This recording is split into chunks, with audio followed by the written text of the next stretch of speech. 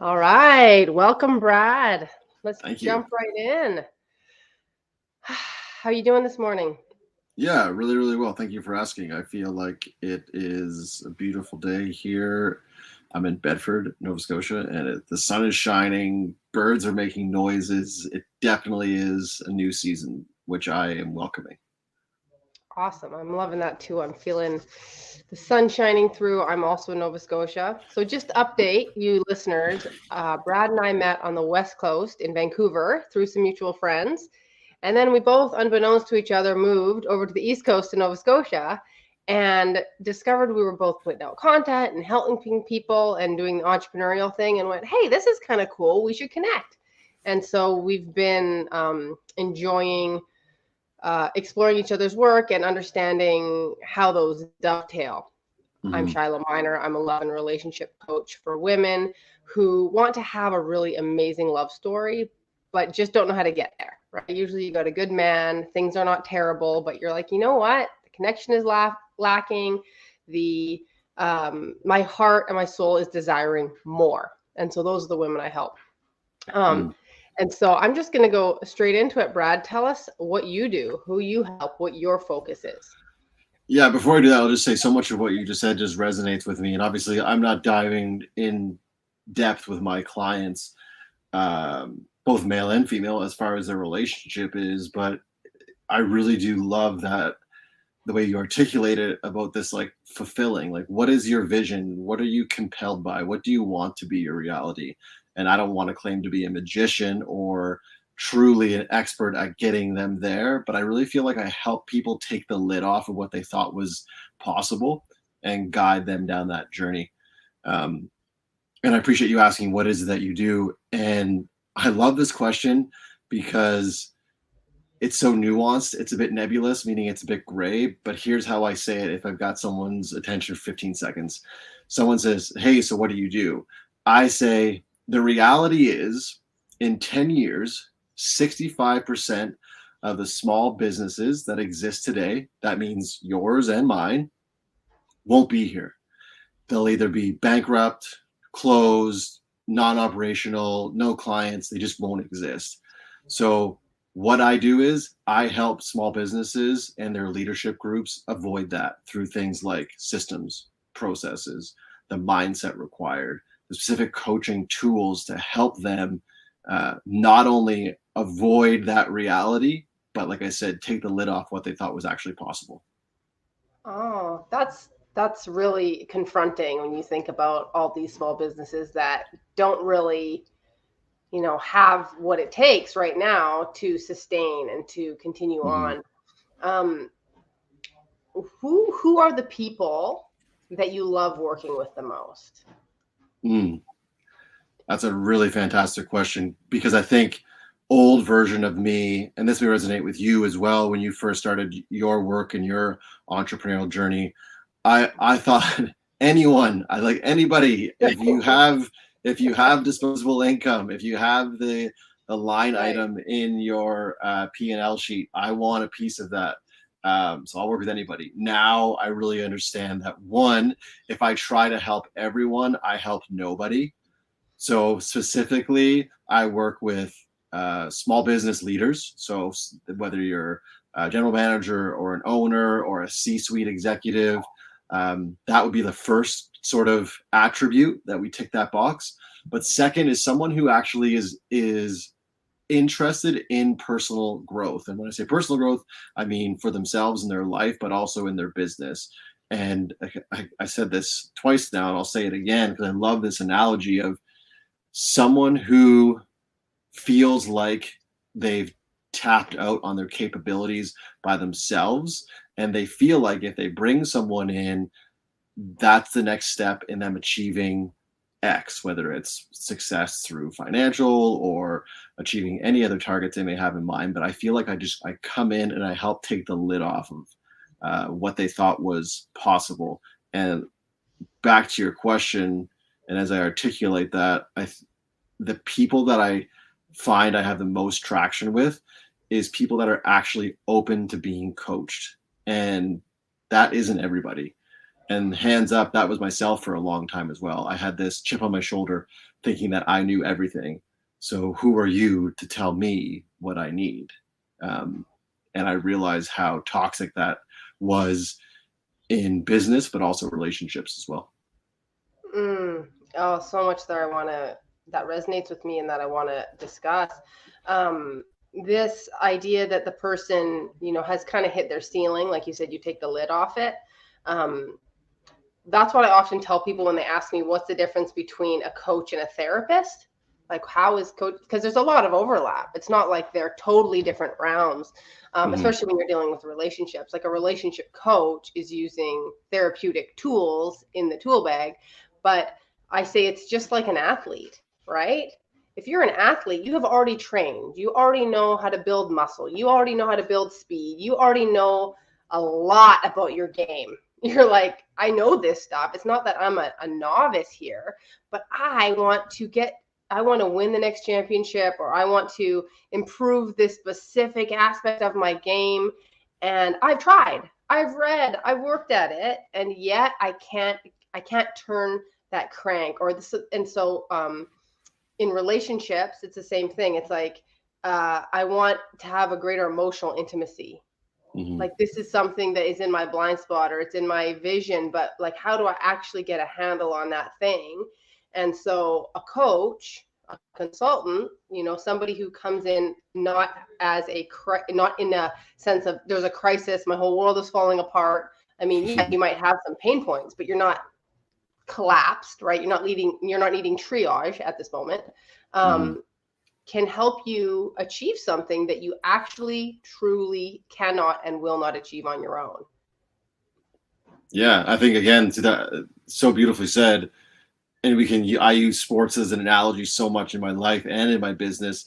And it's if you look at those, I always use Kobe Bryant as we did on the last podcast that Yeah. you and I did. But if you look at Kobe Bryant as an example, rest in peace. But when he won his first championship, it wasn't about that. It was about, can I win five more? Can I win the next one? And then what do I need to do to get there? And I love this paradigm for myself and also for my clients. I actually just said this yesterday to a client. I said it multiple times in our meeting together. I said, guys, because it was all men. I said, guys, we have to understand what got us here won't get us there. Meaning, if we want growth, we can't keep doing what we just did because it only got us here. So and I said it in relationships as well. Hey, if I want a more passionate relationship, if I want to show up more for my children, show up more for my wife, whatever it may be, what got me here today is not going to get me there. So I can keep doing what Brad thinks is right, or I can leverage something outside of me, whether it be a book or a seminar or a webinar or a course, or retaining someone like you to come in and say, hey, just so you know, if this is what you want, these are the logical steps you can take.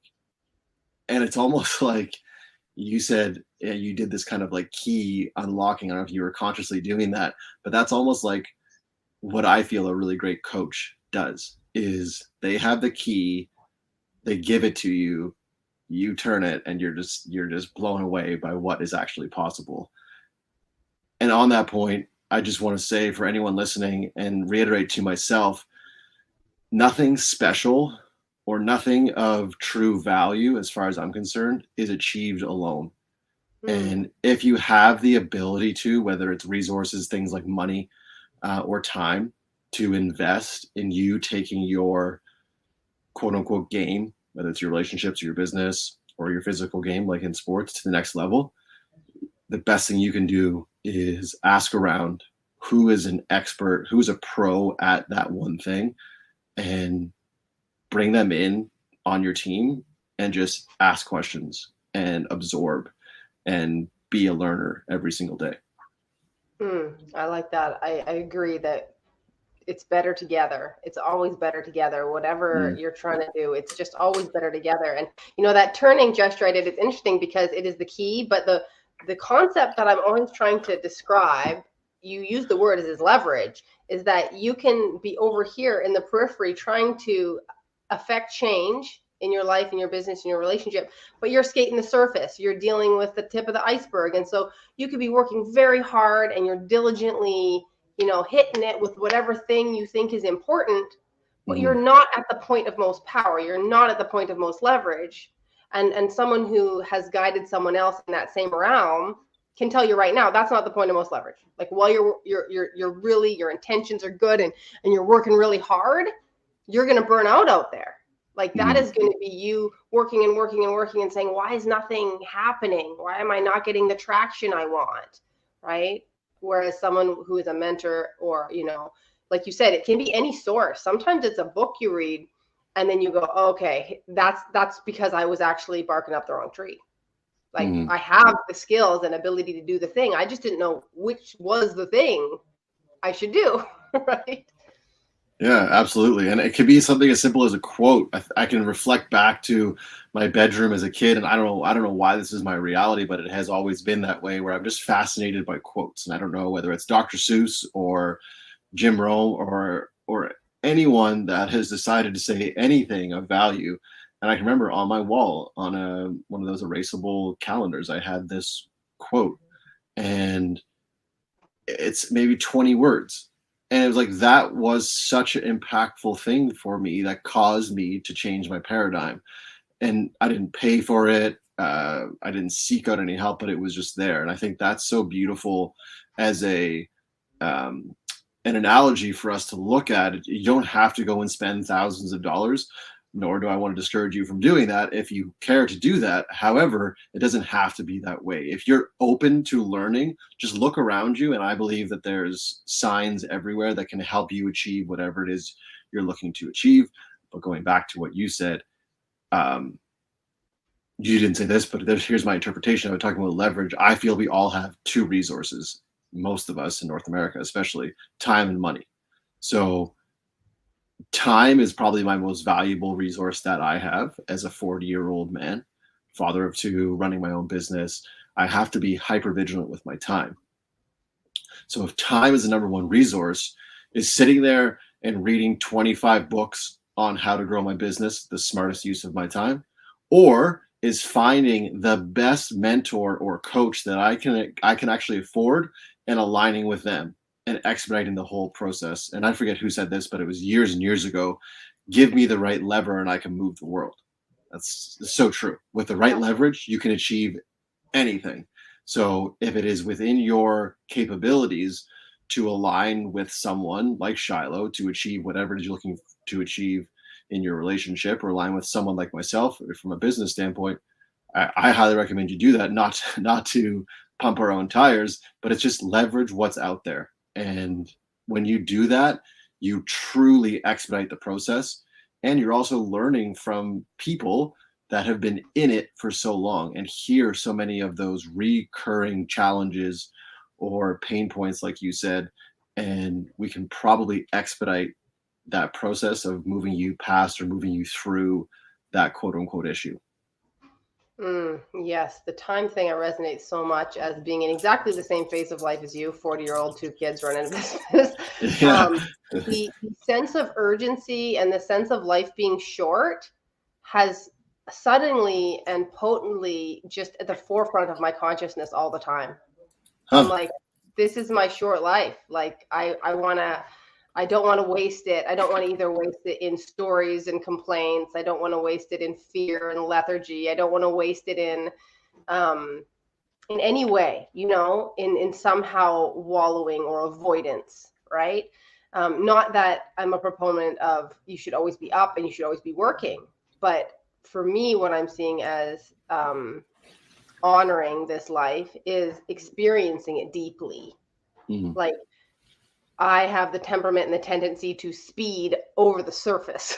Like, what's next? Who's next? Let's go. Like fun, Mhm. novelty, excitement. This is a 7 Enneagram for my personality nerds out there. Mhm. ENFJ. And so I'm like, content, information, people, boom, boom, boom, boom, boom, right? And it's just like, life has been like, just pause here for a second. Are you taking any of that in? Are you Mhm. processing and receiving and metabolizing the nutrients, the lessons, the benefits, the love in your life? Um, I have a question for you, but I'm just going to answer it myself because it's been Mhm. hanging on my head. Is you were talking about resources and mentors, and Brene Brown is one that I ran into early, 10 years ago, and she woke me up to this I don't know, growth journey from a vulnerability perspective. And she has an article online called The Midlife Unraveling, and I send it to every single one of my clients Beautiful. because that's why they've shown up. They're in the midlife unraveling without fail. And you could be 25 when it happens, you can be 55 when it happens. But if you're feeling like something has shifted in you and what got you here isn't going to get you there, that's what this article is about. Oh, I'm getting chills. Because she says we spend the first half of our lives armoring up and defending ourselves. And we spend the whole second half breaking that open. Mm. And it's scary as shit. Like, it's Mm. scary. But when you become an active participant in that unraveling, instead of, she calls it butt clenching resistance all the way through, there's a lot of gifts there. So I just want to put that out to anyone who is like, okay, yeah, something is changing with me and I need to understand what this is, right? So my question for you is, whether it's a mentor or a book or a concept, like, what have been some of the landmark influences in your life? Yeah, there's been plenty. Again, I feel like one of my natural gifts as a human being, or as I guess the soul that I am, is I I can look at a flower and I can just go for hours about what it represents and what it's speaking to me. And Yeah. I actually love that. I love that about me. And it's almost like I have this objective view of me when I'm doing that. I just say, like, Brad, that's so cool that you can do that. And I love that self-love practice that I have. But I think the most dramatic one for me would have been back in 2016 when I flew from Vancouver back to Nova Scotia to attend my grandfather's funeral. And there was something about that. I hadn't really been touched by death that closely in my life. At the time I was, so what was that, 2016, quick math, that was 7 years ago. So I was 33 years old. So the fact that I made it 33 years and hadn't really been touched by death was a pretty lucky thing. But sitting there, and for some reason I ended up in the front row next to my grandmother, my mother to my side as well. Again, I'm not too sure why I ended up there, but I did. And I just sat there, and it hit me like a ton of bricks that this is limited, meaning I am not immortal. And it was at that point where I began to, it wasn't like all of a sudden I was a superhero and I was living life on the edge and making these amazing decisions. It was a process that began to unravel where I started asking the question, am I actually happy? Am I doing what I want to do? Am I doing what serves me and fills me up? And a lot of times the answer was no. And the answer was no. I just changed that thing. So much so I was married. I got divorced. I reinvested in me, my body, and I became the healthiest I'd ever come. And all of these things. And then eventually I quit working for someone else and started making money for myself. And there was so many things that transpired from that one moment that really set me down the path of where I am today. I do believe to be true.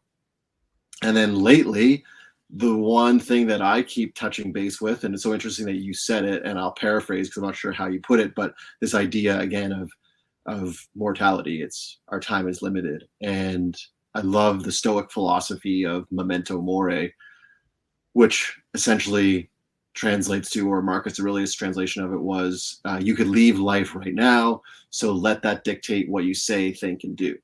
And it was so inspiring to me that I actually got a tattoo of it just last week to honor that, and just as a reminder, hey, you only have so much time. And the image of a memento mori is essentially a flower, a timepiece, whether it's a clock or sands of time, and then a skull representing flower, life, clock is time, and the timepiece is time, and then the skull, obviously, death. So I look at that as a beautiful thing, not a morbid thing, and that's what drives me. And now is my why when I wake up every day, is that this is limited. I only have so much time here to create impact for my family and my family's family, generations, and then also the community that I serve, part of me. So it was my grandfather's death, and it's literature that I read, it's quotes that I see, and now the tattoo that I have on my body to keep me very much, pardon me, very much tied to the reality that this is a gift. Here is called presence, meaning it is actually a present. So be here, be now, and do what it is you feel called to do. And anything outside of that is you withholding. And when we withhold, we disconnect. I believe that's true in relationships as well. Mm. Yeah, that's a perfect segue. As soon as you said it, I thought, yep. When you withhold, you disconnect. That's a Mm-hmm. protection, right? Why are you withholding? You're protecting yourself from something. Now you have this barrier between you and your partner, but you and the world, right? Like, Mm-hmm. one of the things that sometimes can trigger people in my world is they think that women are doing this all for men or all for their husbands, and that's just why they show up at the beginning. You show up because you're having this thing you want with your husband. But once you start doing the work, you start to learn that it's for you. It's all has to be for you. If it was for him, it could be verging to manipulation. If it's for him, you could feel resentful that you have to do this thing for him. There's all these ways that opening, being present to life, expressing, is the biggest gift you can ever give yourself. It Mm-hmm. is self-love in action, right? That you do the things and say the things and be the things you need to be, that your body's telling you need to be. um, I wanted to ask you, in this stage of life, Mm-hmm. because this comes up so much with women, is okay, well, what would I do? I feel like I should be with my kids more. I feel like I should, my career is calling me, my husband is calling me, and we feel this tension of like, what is the right thing? How do I prioritize this stuff? Being pulled in a million different directions.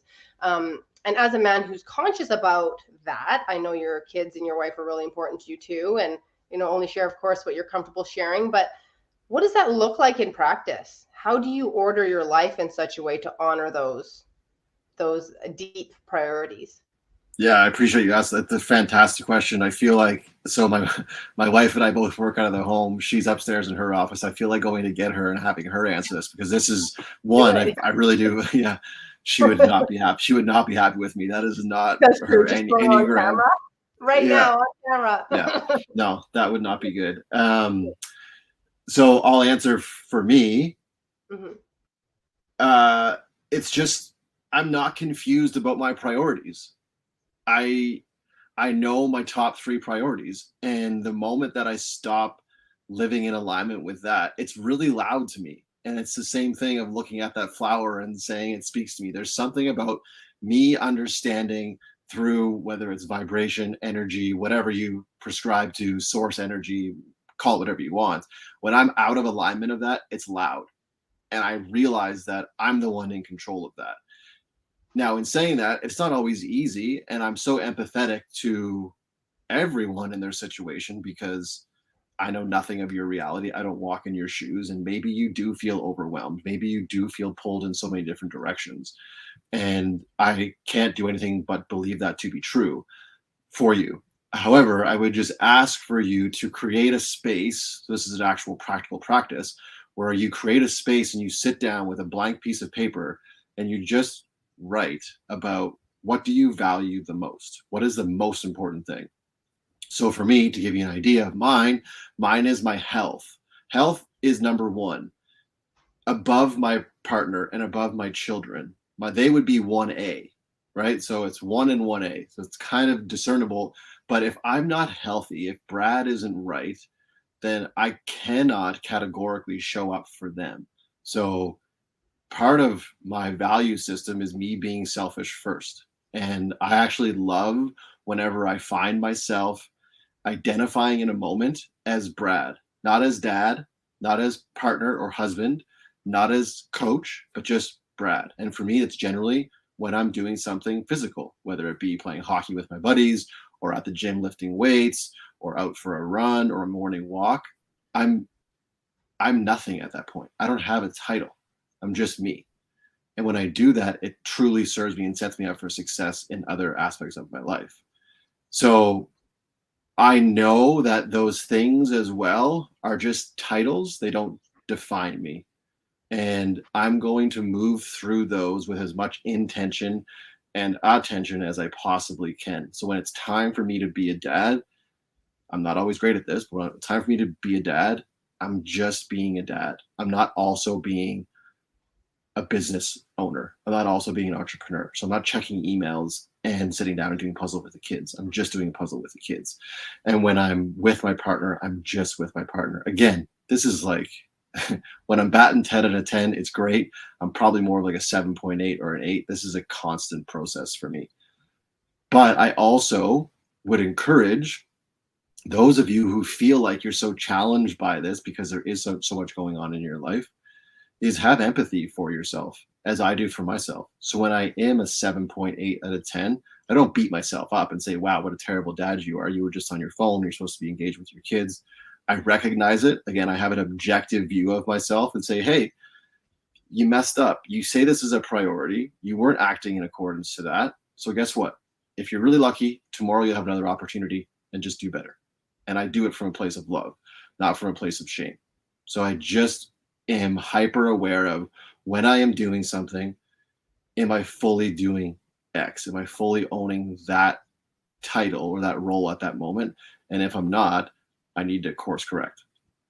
I love that. And we talked a little bit last time about masculine and feminine, but the way you described your priorities and the delineation is a really good example of masculine clarity.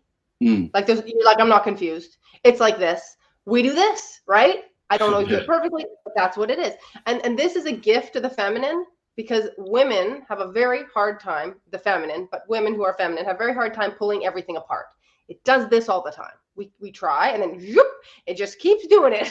All our identities, all our passions, everything we need, it just keeps coming into a ball, right? And so it can be very what's the word? It's like a relief to have someone help us pull them apart. Like what you did. It's like, oh yeah, that's possible. That could happen. Just speaking from, my clients and what they say, it's that as soon as they do the one thing, they feel guilt about the other thing. So there's an emotional tug that's happening from all these different poles that will often cause them to struggle to properly separate things as much as they can. But it reminds me again of a Brene Brown quote. She was talking about what shame is for women from her research, and it's do it all, do it perfectly, and never let them see you sweat. So women are carrying this shame story of if I don't do all these things perfectly, and if I struggle to do them, and if I'm getting mad and irritated and I'm showing this tension, I'm just a crap woman. So then that self-compassion goes out the window, and the ability to go, hey, of course I'm not going to be perfect. Things are going to ebb and flow. There's going to be different seasons. I want to just dive into a little bit further. Do you and your wife negotiate time?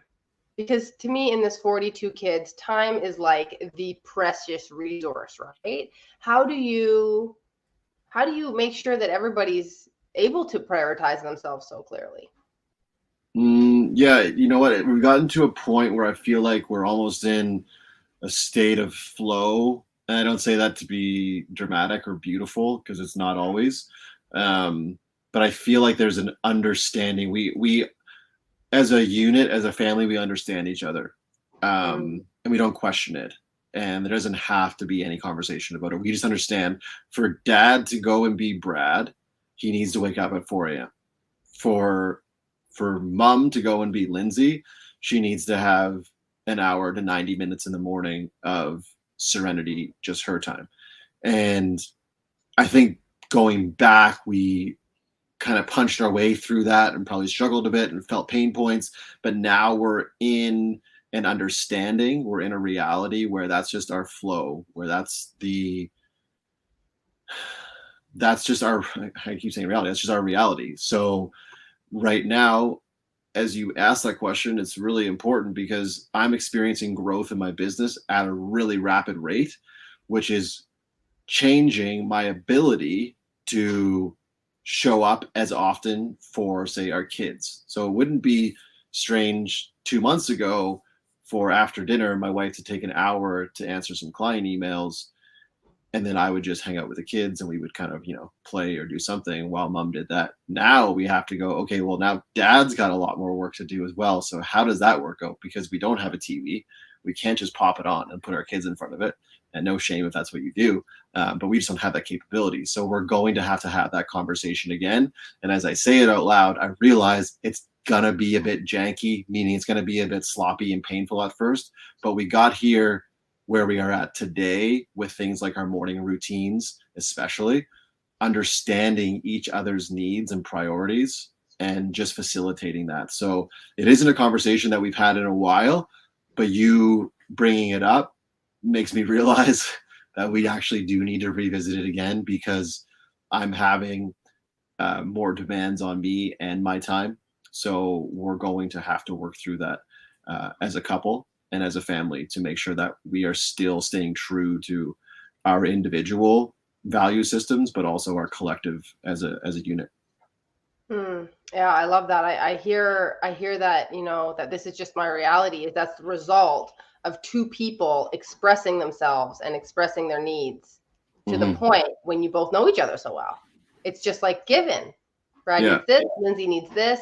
We're both going to get that, as opposed to, oh, well, Brad needs that, so I'm not going to say what I need because it might step on his toes. Or Lindsay needs that, so I'm going to shuffle around it silently. Like, people do a lot of posturing around each other because they're afraid that the both needs can't be met. And then if both needs can't be met, they don't want conflict. So let's just not say anything, right? And what you said now about how your business growing and stuff like that, it's something that I wish people talked about more, because there's a lot of complaint amongst the women's world that men's careers get prioritized, right? And it's not fair and whatever. And I always want to say, whoever is bringing in a lot of money, you prioritize them. That is how the shit grows. This is, the teamwork makes the dream work. And so to make it about gender, I find really disingenuous, because often men do work longer hours and often they do make more money. So if that's going on, make it happen. It's not that her needs don't now matter, but it's like, what's she gonna say? No, don't take more clients. She's not gonna say that. You're gonna want to be creative, like you said, and maybe bring in more resources. But the idea that it always evolves as well, you don't create a template and then you just get to roll that out for the rest of your lives, especially because the small child season create such intensity, right? The small child season is a thing that is so much work for everyone. And if you didn't create a new template as they get older, and if you don't renegotiate, you're in this outdated system. And I think when we're honest with ourselves, both men and women, when we're honest and in touch with ourselves, we are growing and changing all the time. We wake up one day and go, wait, I need something different. Yesterday that was working for me, but I realize now I have this new ambition or this new need or this new desire. And when you're current with yourself and your partner, you can continue to flow with that. And I just feel so happy for you, and I have admiration that you've done that, because it's a gift to yourselves, it's a gift to your kids, and also it's a model. I just wanted to share, I had a client say that our last interview, she really loved it because she could listen to it with her husband. And so there was all this resonant points for them because he was listening, with his business ears on for his personal realm. And she's someone who's been with me for a while. And so I got renewed inspiration for how doing this I always get, if it's cross-pollination, interdisciplinary talk, it creates bridges for the people listening in their relationship, in their lives, which is really exciting for me. Yeah, absolutely. And one thing that came up for me when you were just describing that, I'm so glad that your community, even one person, took something of value from our last podcast over on my channel. This idea of withholding is just really toxic in relationships, but also in business as well. And the opposite of withholding is revealing. And through revealing, we are then seen, and we are actually serving ourselves. And there's growth there. When we withhold, like we said earlier, you begin to detach and you go inwards, which is not a good thing.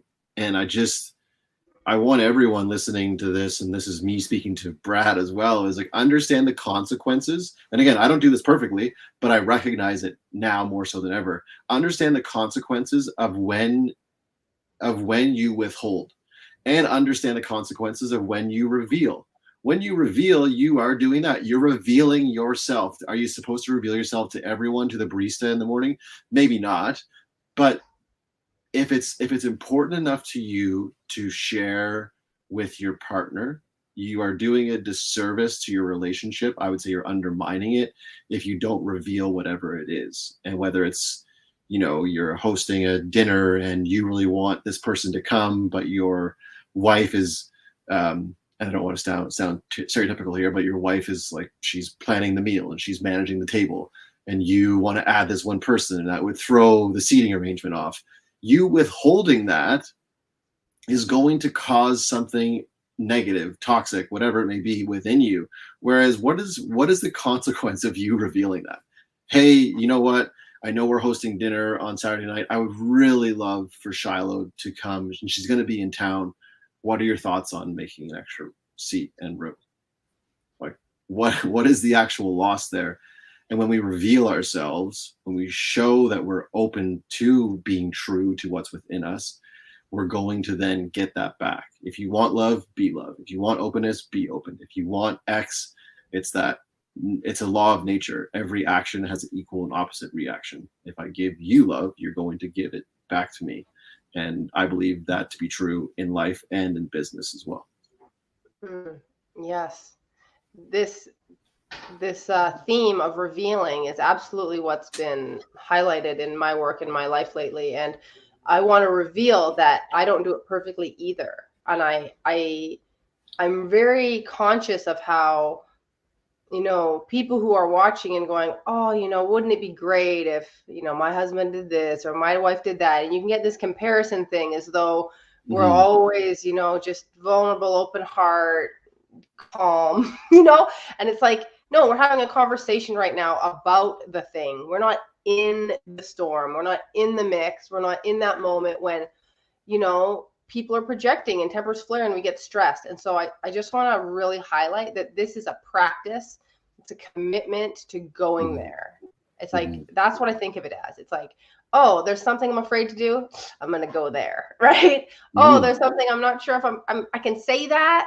That's where I'm going to go. And it's not easy. And I also want to speak to the fear of it. There's the part where there's nothing to lose, right? It's like, I'm going to lose if I conceal. I'm going to lose the connection. I'm going to lose the potential for perhaps a good thing if I conceal. So revealing seems to be the only choice. However, people won't always respond the way you like it, especially if you're doing something new, especially if they're not used to you revealing, and the pattern and the dynamic with you and other people is that you never reveal. And so for the nice girls and the nice guys, which are the ones who conceal the most, it can be there can be a story that, oh, then I'm going to talk and then they're going to get mad and then I'm never going to talk again. And it'll be like confirmation that this is a bad idea. Why did Shiloh tell me to say something? And now it didn't go well. Right. And so I just want to acknowledge and have compassion for you that this is a courageous move to reveal. You might get your feelings hurt. You might get dismissed. You might hear a response that, confirms some of your childhood wounding, and you might want to run away and hide under the covers. Also, why this is really nice to have a mentor helping you, who you can go and say, what happened here? Why didn't this work? Because sometimes we're not revealing, we're judging, but we're saying, I feel before. So watch out for that. I feel like you're not listening to me. This is a judgment of you not listening to me, and I'm calling it I feel. That is not a feeling statement. That's not a vulnerable revealing of your heart. The revealing of your heart would be, I'm feeling sad right now. I'm feeling frustration right now. And then it's like, okay, what's going on? Well, I wanted to talk and, you interrupted me. You cut me off part way. I didn't finish. Right. And then it's like, okay, that's more facts and revealing. So I wanted to ask you a question. I forgot what it was now. Did you have anything you wanted to add right now? Yeah, no, I just love this idea of extreme ownership. And this is like, talk about exercise and lifting weights, this is like the heaviest barbell you'll ever lift, in my opinion. It's this extreme ownership of not seeking things external. So if my wife looks at me a certain way, I don't all of a sudden get triggered, and I'm like, oh, that's offensive, or how could she look, what does she mean by that, or she doesn't love. It's just I need to. It's just literally her face is making shapes, and I'm allowing for the shapes of that face to mean something to me.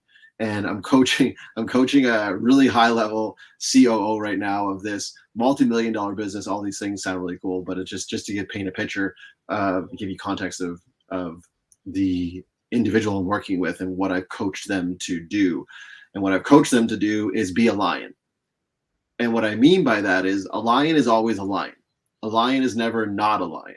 So there can be so much external happening around a lion, male or female lion, whatever you're holding in your mind's eye. And tell me a time when that lion allows for the way that something is acting outside of it to change how it feels. Obviously, they don't feel because they're animals and they don't have that part of the brain, as far as I know. But feel free to write me notes if that's incorrect. They don't feel emotion. They don't feel emotions, I should say. Or right. I've never heard a lion articulate that he was upset.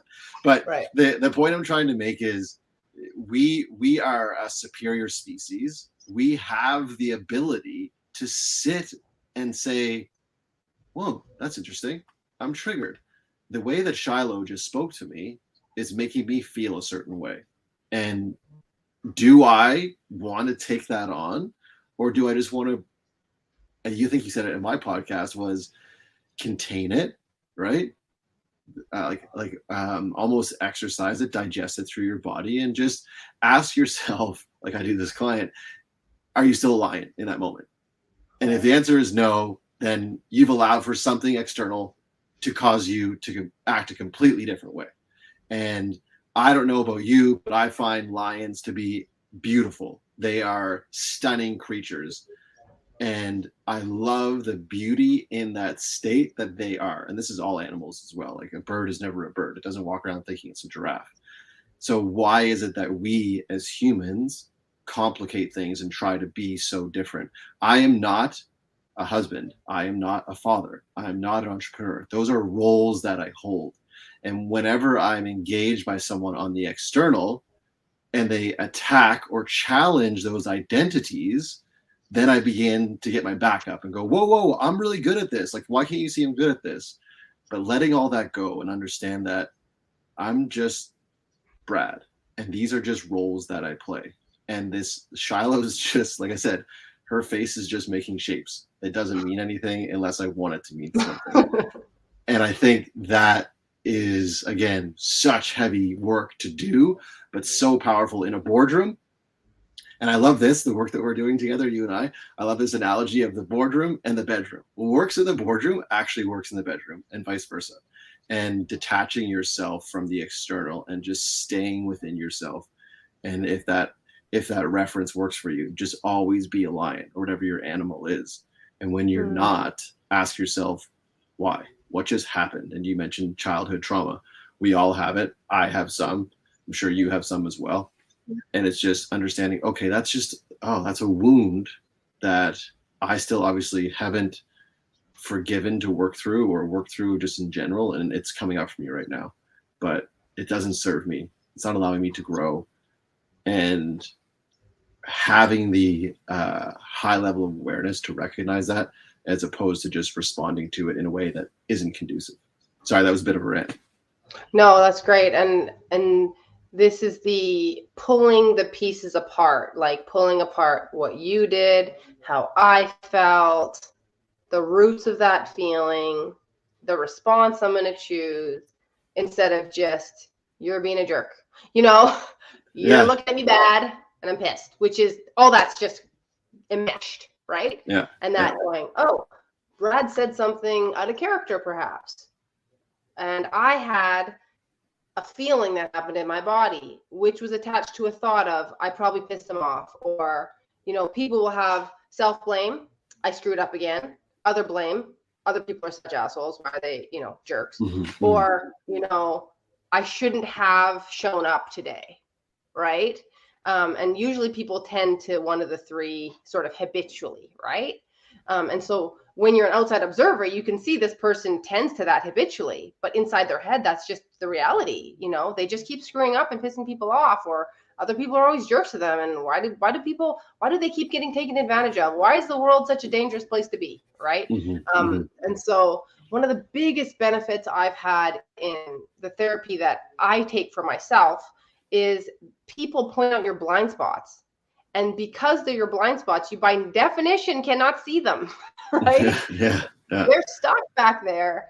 And when you get a really skilled listener, therapist, you know, someone who is good at observing other people's thoughts and emotions, they're going to pick that up right away. Oh, what's going on in there? And let's talk about that, and let's unravel that blind spot. And it can be so liberating when you start to realize that some of the stuff you're carrying around evaporates once you look at it. Like it just goes into thin air, and it's really exciting that happens.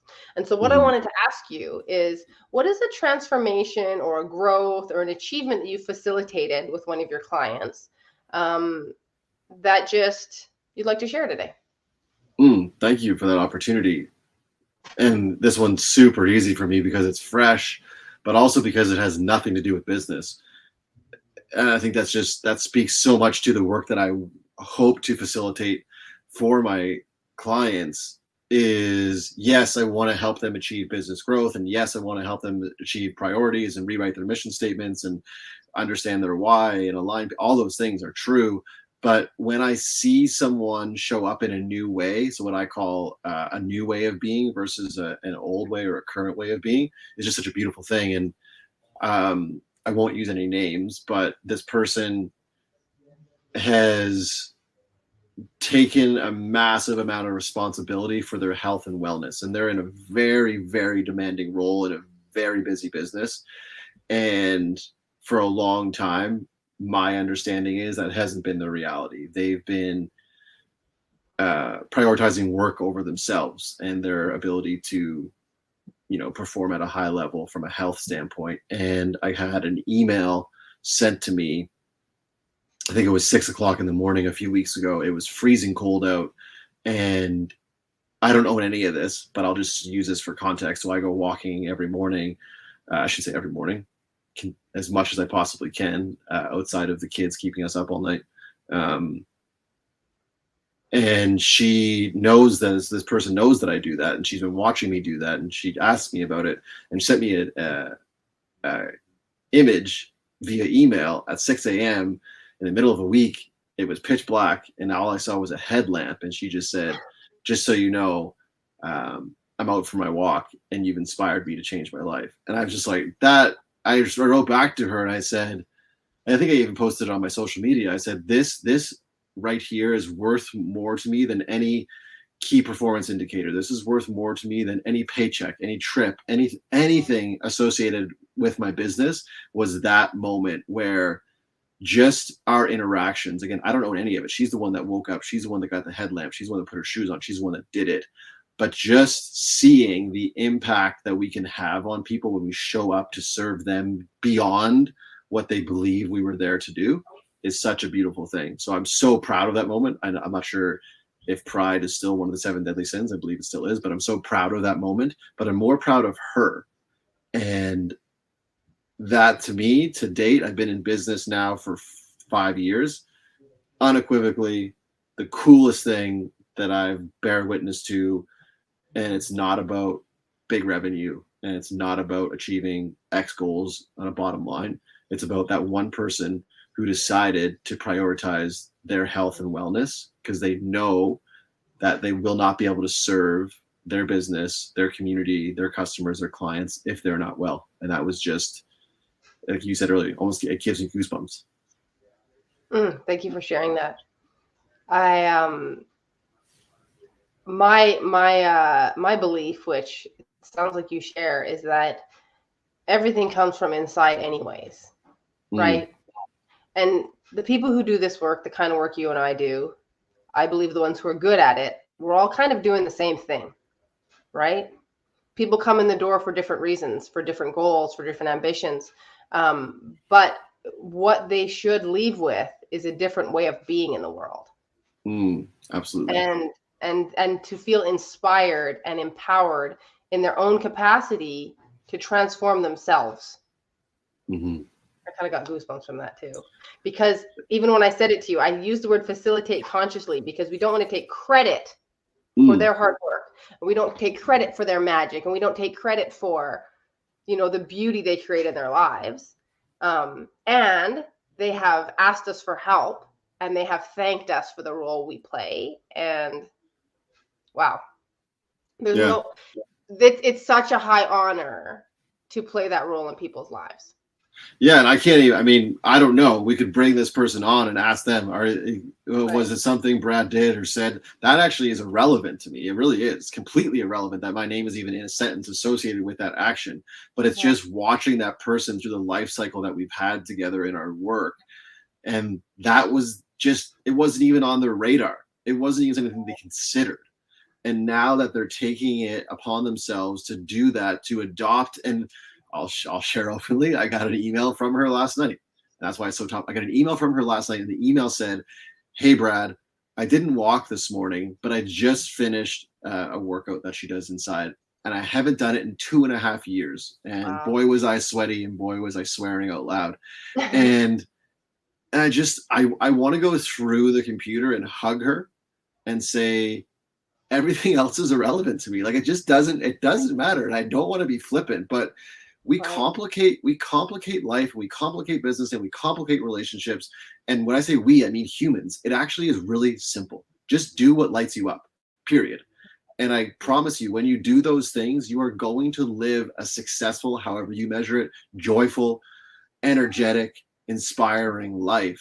And the moment that we understand that, and the moment that you and I can help hold someone's hand and walk next to them down that path and facilitate that, it's just, why else would I do what I do? That's it. And they didn't hire me. So her boss doesn't write me a check because he wants me to get his team in shape. They go hire a fitness trainer for that. But it's just a byproduct of what I do. It's a byproduct, it sounds like, of what you do as well. Because when I sit down, and this is me patting Brad's back for a moment, my USP is I care so much about my clients that it probably is too much, that it probably is edging on a little bit too personal. But guess what?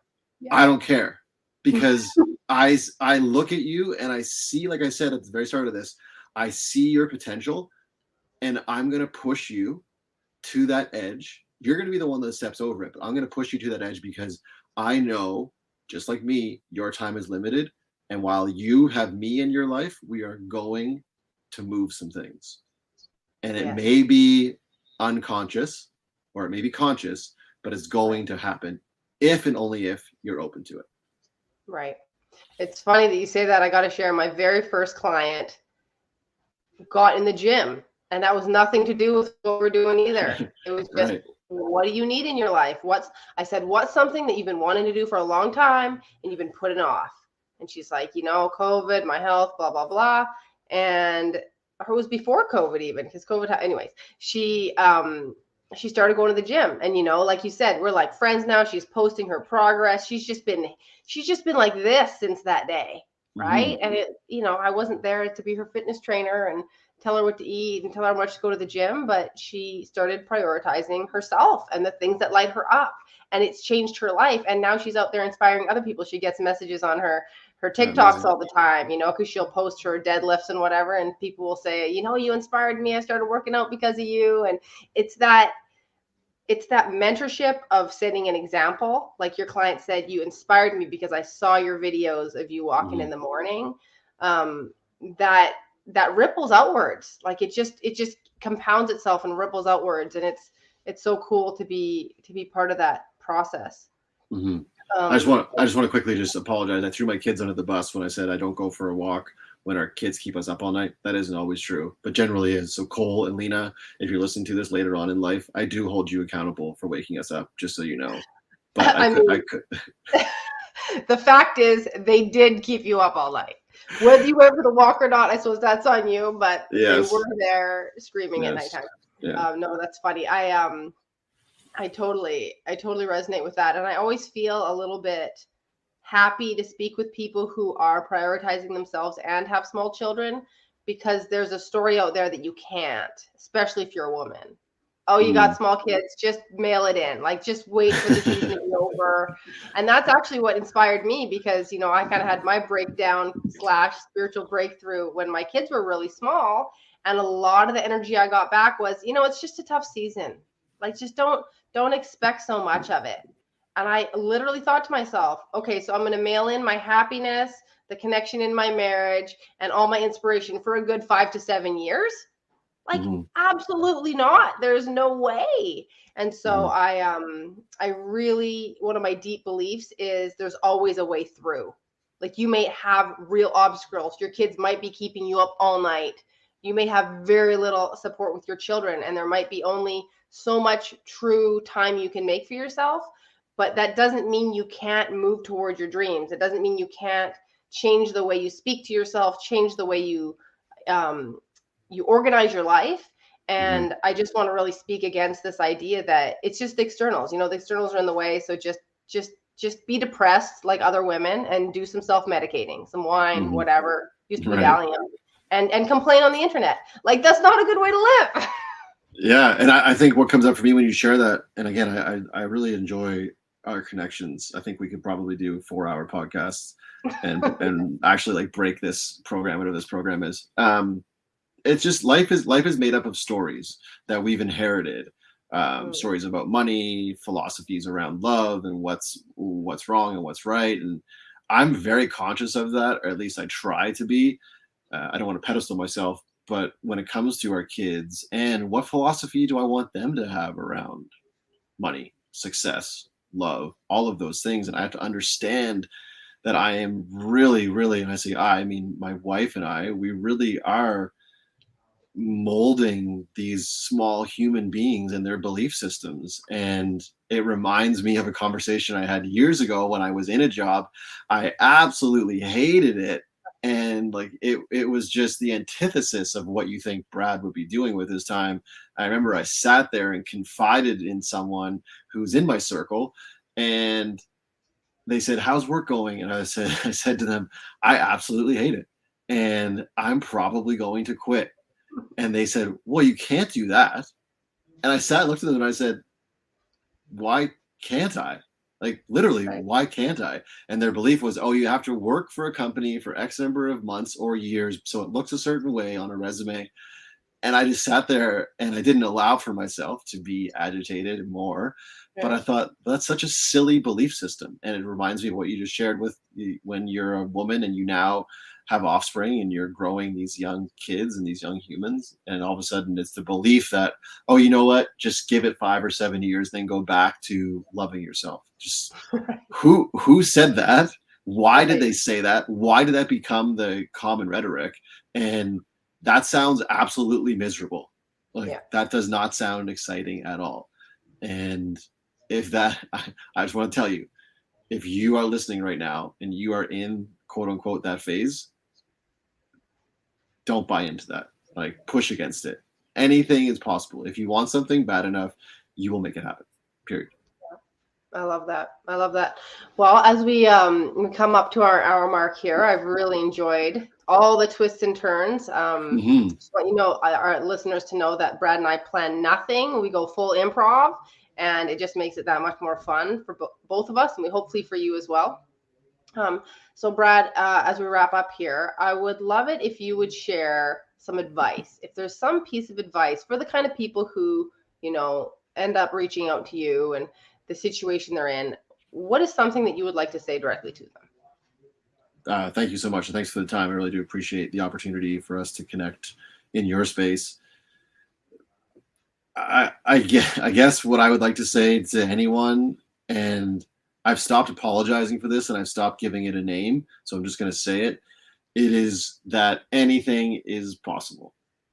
You want to make $1 million tomorrow, you can make $1 million tomorrow if you believe it to be true. So if you want to facilitate change in your life, in your relationship, in your business, whatever it may be, the first thing you need to do, the first step you need to do isn't spending any money. It actually isn't even using any time. It's just changing your beliefs. Do you believe it's possible? Yes or no? If you do, then go down the path further. If you don't, then stop. Because I say this to all of my clients when I onboard them. It was taught to me with my very first coach that I ever retained, and it was this BEAR, which spells bear. Beliefs, emotions, actions, results. After beliefs, whatever you believe to be true, your belief will give you a certain emotion. The emotions that you feel will then lead to your actions, and your actions will then equal your results. So everything starts with belief in our life. Whatever you have in your bank account right now, the shape of your body, the shape of your relationship, the shape of your business, it all stems from your beliefs. So what do you choose to believe to be true? Because that is what you're experiencing as your reality today. So I would just encourage people, before you do anything, ask yourself, do I actually believe X is possible? If I do, go down that path. If you don't, then just stop. I love that. I want to tag on a little tagline. Mm. I believe it's possible for someone else, right? Oh yeah, that could Yes. happen, but not for me. And so the belief that I hope to inculcate in anyone who crosses my path is that you are worthy of your desires. Right? It doesn't Love it. mean it's easy. It doesn't mean it's instant. It doesn't mean there isn't a whole winding road to your desires. But if you can start with, I am worthy of my desires, the rest can unfold before you. Absolutely. That's beautiful. All right, Brad. Well, where can people find you? My website, bradbodnarchuk.com. It's a long last name. I'm sure Shiloh will put it in the show notes. You can find Got it it like there. a picture there. So Oh, I have a perfect. picture. Yeah, it's right there, right in front of you. I'm Yeah. pretty active on Instagram, on YouTube as well, and then I'm looking to. I feel some like what's the word? Friction, and I don't really want to, but looking to get more in on Twitter, as I see that as a positive platform for me to be involved in from a business standpoint. But best is the website and Instagram as well. Okay, cool. Well, great to speak with you, and I hope we do it again soon. Absolutely. Oh, before you let me go, quickly, I just so you know, I want to put it on record. I found the podcast. So Shiloh and I have recorded 2 podcasts to date. I found it. It exists. So we released the latest one. I think it was last week or the week before, and we're gonna release the older one next week. So if you enjoyed that one with Shiloh and I, you can go back and listen to the original one as well. So I'll make sure that you guys have the link for that. Right, that's from almost a year ago, so that will be kind of a time capsule. Yeah, absolutely. That would be cool. Yeah. All right, Brad. Thank you. There we go. I don't even know how to end this thing now. I think it's because I'm in big mode.